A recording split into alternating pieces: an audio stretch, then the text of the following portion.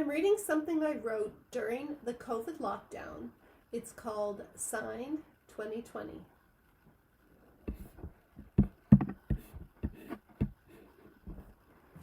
I actually darned a sock and made red lentil coconut soup before sitting down to write this.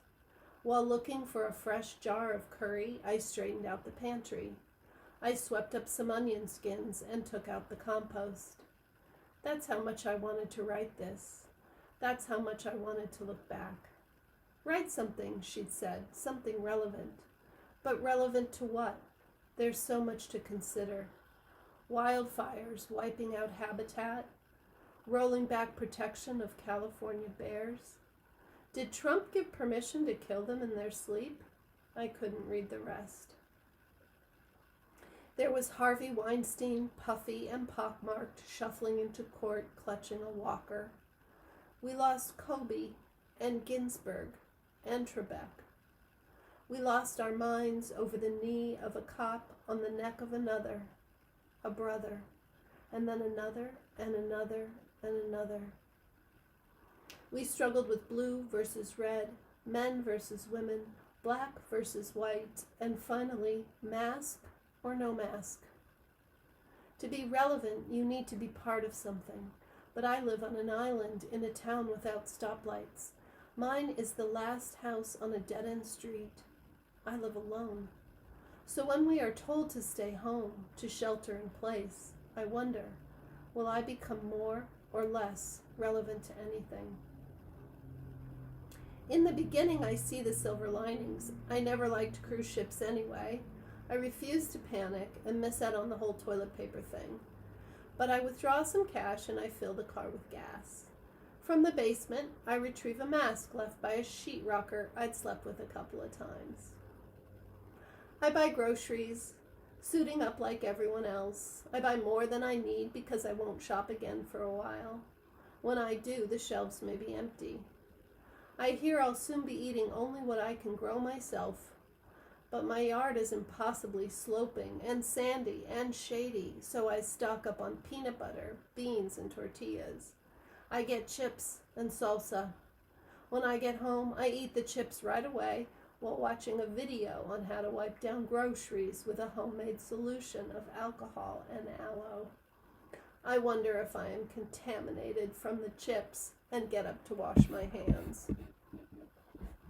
As I put English muffins and edamame into the freezer, I notice a box. My mother sent a cake for my birthday back in November. Her intention was that I enjoy it with friends, but with Thanksgiving and Christmas, there wasn't much time for a party, so I put it in the freezer. Now it's March and taking up space that could be used for essentials. My plan is to cut the cake into quarters and refreeze it in a more manageable form. After thawing, I remove it from the box, unwrap the plastic, and admire it. It's beautiful, tall and round, and covered in ivory frosting dusted with sparkling sugar. There's a crystallized daisy in the center, winking at me. As I cut into it, I see a layer of bright lemon curd between each of the 4 tiers. Is now a good time to cry? People are dying. I miss my mom. I decide to cut just a small slice to set aside so that I might have something for myself while watching the Great British Baking Show. I do this again the following day, and the day after that. I am on season 4, episode 6, when it occurs to me that I, politely, in true pandemic style, have eaten my entire birthday cake myself, one sad sliver at a time. Over the days and weeks, I settle into the rhythm of nowhere to go. I am Snow White minus the dwarves. In my cabin in the woods, I am sweeping, making the bed, shaking out the rug. I feed the squirrels peanuts. I hang a bird feeder outside the window and find myself staring for long chunks of time. What could possibly be more important than a cardinal or a blue jay? I grow to master telehealth, Venmo, and e-signature. I work from the dining room table, allowing clients into my house and they allow me into theirs. I talk to people from their beds, bathrooms, closets, and cars. One calls from a swivel chair, another from a hammock. One puts his phone on the dash, and for much of our talk, I'm looking up at the treetops.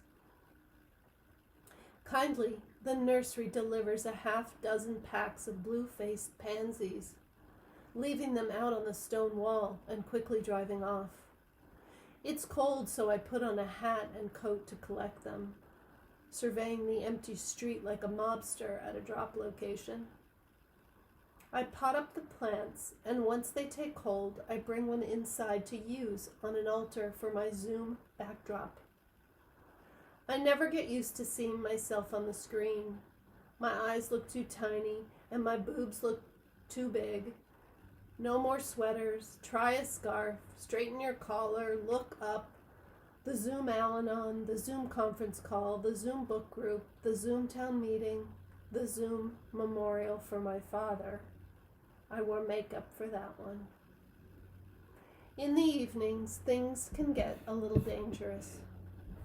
There is sexting and scrolling and shopping.